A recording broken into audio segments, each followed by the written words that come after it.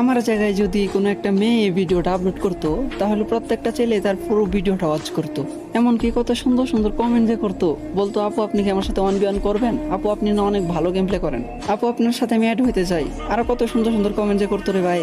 কিন্তু একটা ছেলে সারাদিন কাজ করার পরেও কত সমস্যার ভিতর দিয়ে একটুখানি ভিডিও করার চেষ্টা করে, ভিডিও করে যখন আপলোড করে যে এইটার আশায় যে হয়তো বা তারও অনেক ভালো ভালো ভিউজ আসবো, অনেক লাইক কমেন্ট শেয়ার আসবো।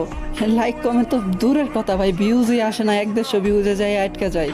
আর এই জায়গাতেই কোনো মেয়ে যদি নর্মাল এডিট করে, কোনো রকম এডিট ছাড়া ভিডিও কালে রেকর্ড করে আপলোড করে দেয়, তারপরে হাজার হাজার ভিউজ হয়ে যায়।